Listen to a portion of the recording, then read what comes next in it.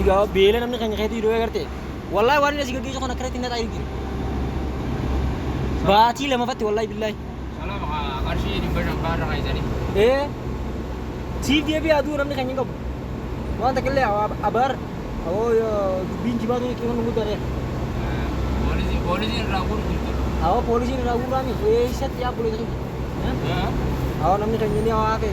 Wallahi amma namni sa'a tokko qabu sa'a tokko qabu sa'a tokko jira.